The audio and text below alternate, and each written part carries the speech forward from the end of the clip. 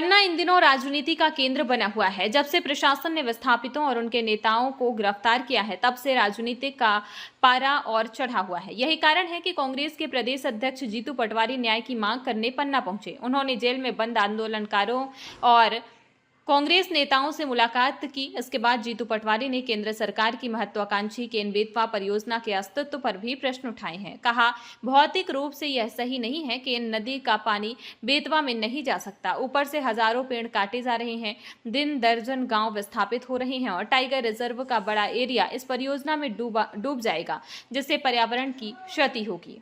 प्रशासन से आशा करूंगा इसमें सहयोग करेंगे। किसी भी प्रकार की हठधर्मिता करी प्रशासन जिम्मेवार हो, कांग्रेस जिम्मेवार नहीं होगी। भाई साहब, आप जेल आए हैं, जेल में किससे मिले और क्या बातचीत? मैं जेल में क्रांति जिनकी जमानत हुई उन लोगों से मिला, आज जमानत भी हुई है उनकी, और जो क्रांतिकारी थे, जो हमारे आंदोलनकारी थे और हमारे विधायक के प्रत्याशी हैं आदरणीय, उनसे भी, भरत मिलन जी से भी मिला। उनके साथ भी जो अन्याय हुआ, ये एक सरकार का किस तरीके से सरकार की अव्यवहारिक ताकत का नतीजा है। कोई बात नहीं, यातनाएं देते रहो, हम अपने आप को मजबूत करते रहेंगे। 2028 में 913 दिन बचे हैं इनके। कितने दिन? उल्टी गिनती चालू हो गई। पत्रकार महोदय गिनते रहो, कांग्रेस की सरकार है। भाई साहब, प्रधानमंत्री ने पेट्रोल बचाने के लिए कहा है, लेकिन काफिले में गाड़ी बहुत चल रही है, इसके लिए क्या कहेंगे आप? प्रधानमंत्री जी विदेश यात्राएं कर रहे हैं और वहाँ करोड़, 2 करोड़, 4 करोड़ का खर्चा नहीं आता है। हजारों करोड़ में भी 2, 4, 5 हजार करोड़ का नहीं, 20 हजार करोड़ रुपए का खर्चा आता है। प्रधानमंत्री जी तो कह रहे थे हम विश्व गुरु हैं। प्रधानमंत्री ने तो देश को कहा था कांग्रेस की सरकार आएगी आपके मंगलसूत्र छीन लेंगे। अब वो कह रहा सोना मत खरीदो। सच क्या है आप बताओ?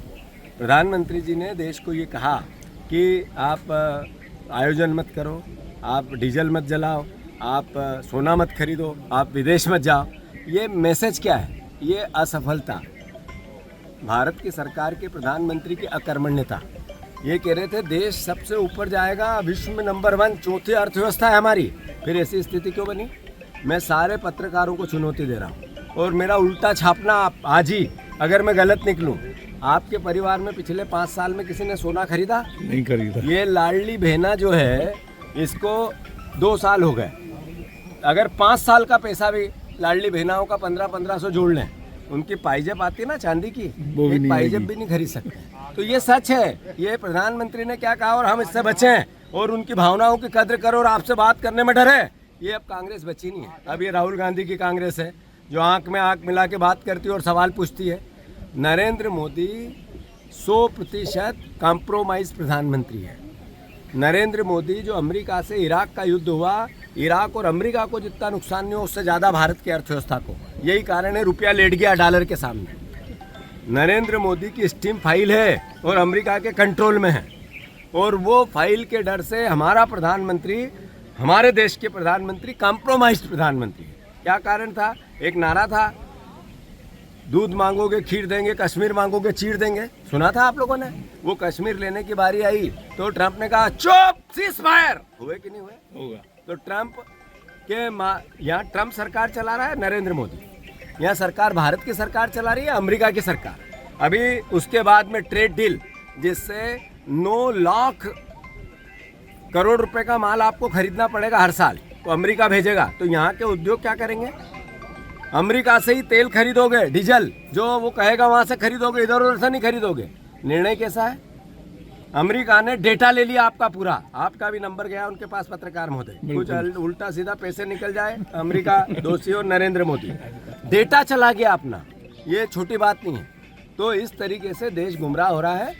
देश को बर्बाद करने में भारतीय जनता पार्टी ने कोई कसर नहीं छोड़ी है और उसके बदले में देश को नफरत परोस रही है। आप में जातियों में नफरत फैलाएगी, धर्मों में नफरत फैलाएगी, जेंडर में, महिला और पुरुष में नफरत फैलाएगी, फिर भाषाओं में नफरत फैलाएगी। भारतीय जनता पार्टी को यूं उछालो। वहीं प्रधानमंत्री ने जो विस्थापन के लंबे चौड़े बड़ी किए हैं, उनका गला घोटा जा रहा है। जो विस्थापित अपने न्याय की मांग कर रहे हैं, उनको जेल में डाला जा रहा है। गरीब आदिवासियों की भूमि छीनकर बेघर किया जा रहा है। आदरणीय सभी लोकतंत्र के चौथे स्तंभ के परिवार, पन्ना की ये धरती है, ये क्रांति वीरों की धरती है। भारतीय जनता पार्टी जिस तरीके की अराजकता आम जनमानस में डर पैदा कर रही है, उसका एक जीता जागता उदाहरण पन्ना का केन बेतवा प्रोजेक्ट है। केन बेतवा प्रोजेक्ट में छोटी नदी को बड़ी नदी में मिलाकर योजना बनाने की जो सरकार की, केंद्र सरकार की महत्वाकांक्षी योजना, उनके अंतर्गत ये टेंडर हुआ था। ये प्रयास कांग्रेस के समय भी हुआ था, जब पर्यावरण मंत्री आदरणीय जयराम रमेश जी थे। तो हमने जो प्रकृति के न्याय का, प्रकृति के सिद्धांत का, प्रकृति की भावना की सम्मान किया था।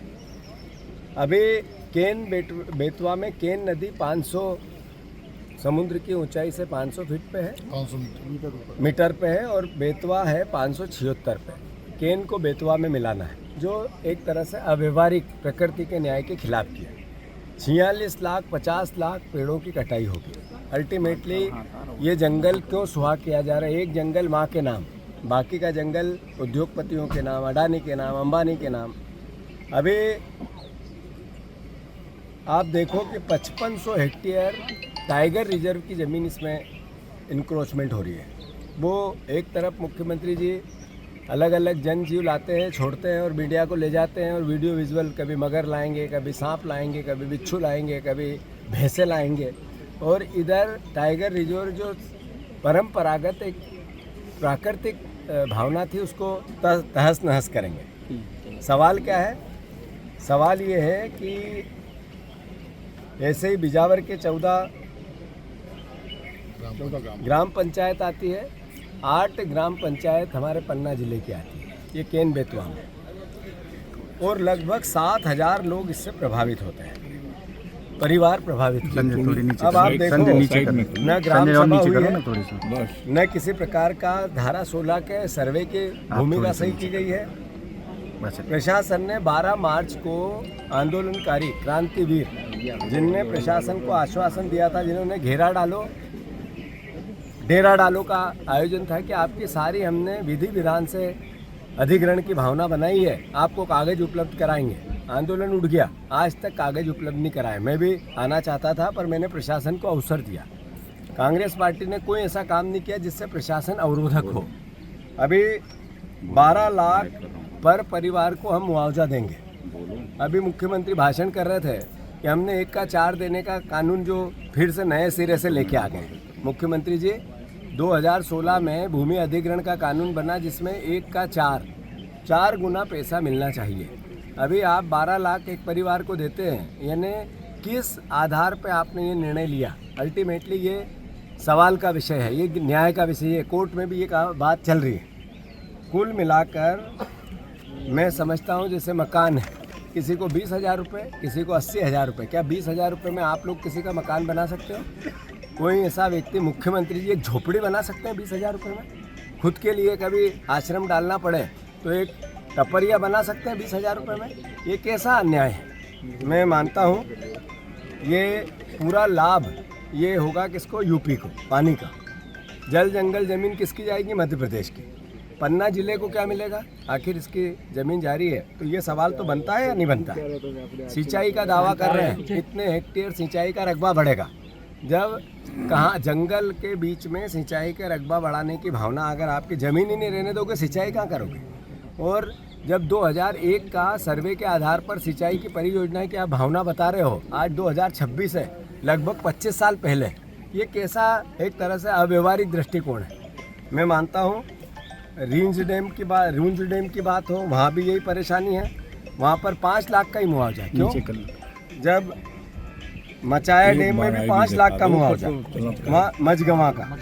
इस तरीके से घर, पेड़, अलग अलग और संपत्ति होती है, उनकी कोई किसी प्रकार की धारण ही नहीं किया गया, सर्वे ही नहीं किया गया जो चिन्हित होती है।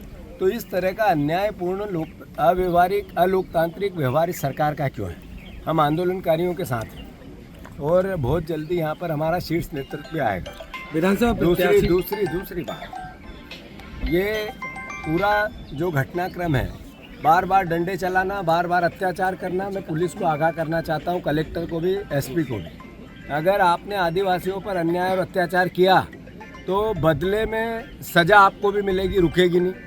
उन पर आप डंडे चलाओगे, हम इधर डंडे में कांग्रेस पार्टी आपका लाल डायरी में नाम लिखेगी। आदिवासियों के हितों के अधिकारों के लिए हम दृढ़ संकल्पित हैं, लड़ते रहेंगे। अंत में मैं इतना ही कहना चाहता हूँ, मैं सभी जगह भौतिक सत्यापन के लिए जा रहा हूँ। मैं अभी मझगवां भी जाऊँगा, रींडेम भी जाऊँगा, अभी आज छतरपुर का जो हिस्सा आता है उसमें भी जाऊँगा, पन्ना का जो हिस्सा आता है अपना केन बेतवा का उसमें भी जाऊँगा।